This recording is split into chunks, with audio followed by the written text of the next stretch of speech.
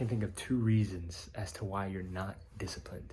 For starters, you either don't see the value in the fruit that discipline brings, or you operate based off your feelings.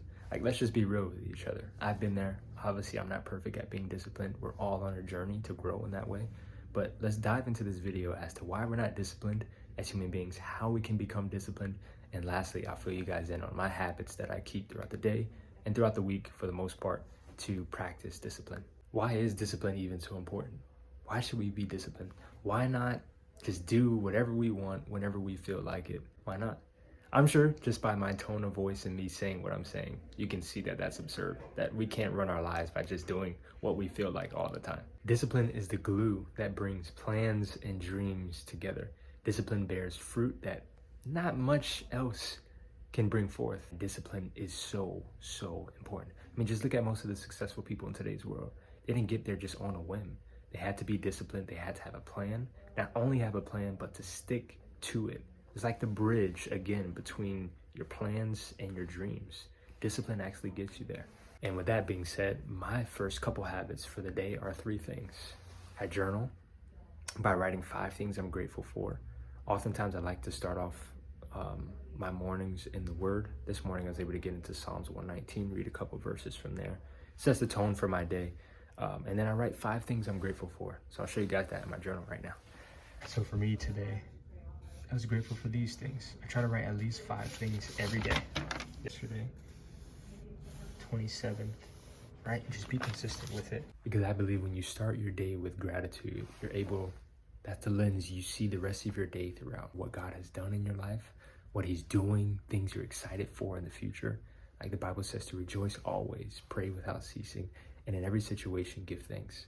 For this is the will of God for those of you who belong to Christ Jesus.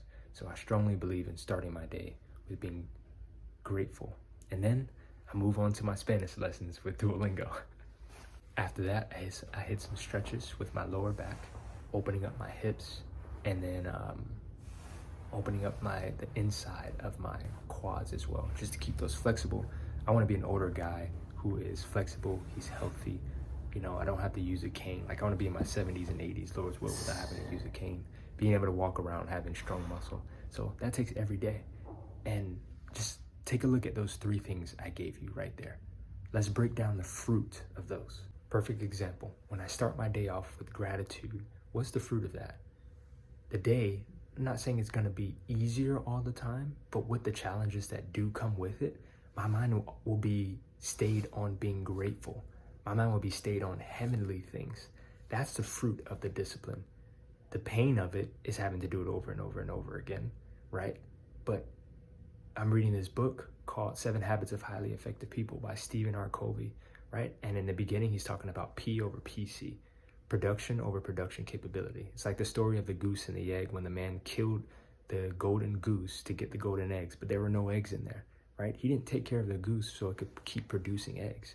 If I want to live a life of gratitude, I have to start with that every single day, and I get to reap the benefits of having a mindset on gratitude rather than fixating on the negative things. For me, this will help me to come up with solutions faster, you know, because I'm not focusing on the negative so much. With Duolingo, it helps me to converse with people.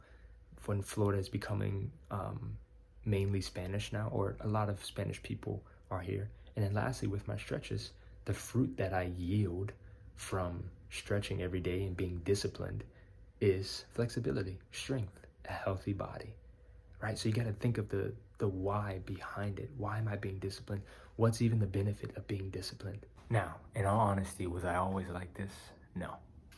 Obviously, this took time to build, right? But you can't build something if you don't start it. So it doesn't matter how undisciplined you were in the past or how undisciplined you are now. What's important is that you take the steps necessary to get to where you need to go. And it starts with discipline. Oftentimes, you're not disciplined and I'm not disciplined because we go with how we feel. Oh, we're tired, hurting, we don't want to do it, we don't feel like it. Now, don't get me wrong. Rest is important. If you're hurting, that's important. But oftentimes, most of the time, if you realize and actually dig deep, you'll find that those are excuses. Again, I'm not condoning to never rest or to not take a break when you're hurt, but a lot of those things we can and are able to push past and still get the fruit of discipline. But just think about how your life would turn out if you did everything you felt. Oh, I feel like robbing this bank. Oh, I feel like cheating on my girl. I feel like disobeying my parents. I feel like not showing up to work. Guess what the fruit of that is? Not having a job. Like, just be real with yourself and play it out. If I keep doing this, where does it get to? Now, success, being disciplined is not guaranteed success, but what's the worst part that could happen when you're disciplined? Oh, you're focused and zoned in on a goal that you have. So bad. Now, before we go over some more habits that I implement personally on a daily basis, let's recap. 1, we often stray from discipline because we don't see the value in the fruit that it provides. Secondly, we often stray from discipline because we would rather act based on how we feel. Oftentimes we let our feelings control what we do. So how do we combat this? There has to be a starting place. We have to start somewhere. And why not let today be the day? I found that a good mental process that helps me to be disciplined is to look forward into the future on what the results can possibly be by being disciplined. For example, I mentioned the example with stretching. What's the benefit with stretching? And be attached to that why as to why it drives you to be disciplined. So for 1, we got play it forward, take your mind into the future. Secondly, we got start small. You don't have to start by running 5 miles a day. Start by running 1 mile, a quarter of a mile, half a mile, and be consistent with that. You build kind of a confidence with yourself that, hey, I told myself I was gonna do this and I did it, so I can do it again. Now, you guys know I gotta throw the Jesus piece in there. He's the center of everything, right? So I think it's 1 Timothy 4 tells us that bodily exercise profits a little, but godliness is profitable in all things, having promise in the life that is now and in the life that which is to come. So yes, discipline is great for the Christian, for the non-Christian. Even the Bible can admit that, right? Every human in the world can admit that discipline is good and is necessary, especially for my men out there, our leaders, right? But as a Christian, our discipline comes from God. It comes from His Word. It also comes from, looking into the future, seeing the fruit of it. But really, godliness is the fruit that has promise for now and in the life to come, when the discipline I just speak of right now, which is to a broad audience, is just for your profitability now. But what about in the life to come, right? That's really what it's all about. And you have much more joy, patience, and endurance when you're a Christian going through hard times, as I mentioned in my last video. My next habits for the day are push-ups, squats, getting my word if I didn't do it in the morning.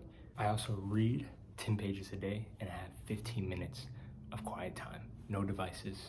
Sometimes it's prayer, but just quiet time of me and my mind. And then something as simple as putting in my retainers, and also have my wholesale contacts for my wholesaling business.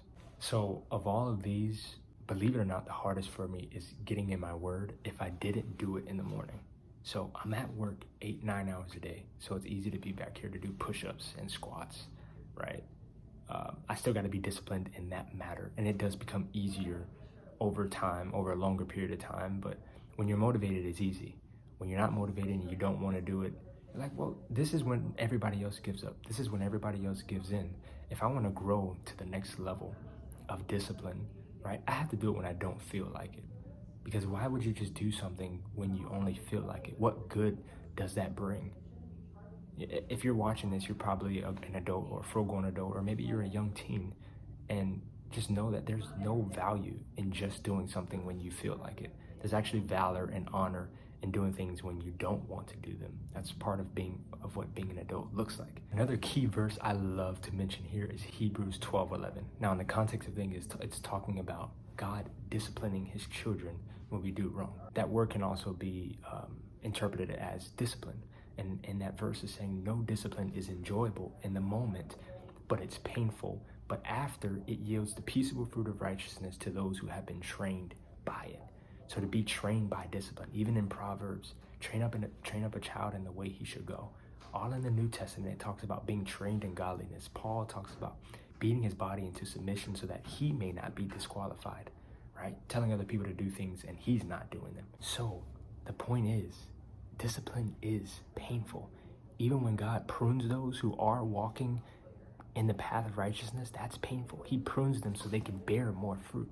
So we have to take our minds from, this is painful, this hurts. Of course it hurts. Would you rather it hurt and stay where you are, or hurt and grow in the fruit of righteousness in the result of being trained by the discipline? Listen, that's all I got for you guys today. I wanted to keep it simple and short. I hope it was simple. Comment down below what you learned, something you can take away from, maybe even be honest and confess, like, yeah, I'm not being disciplined in this area. I can be better. And just start today, start small, be consistent, be faithful, and follow Jesus, because discipline without him is nothing.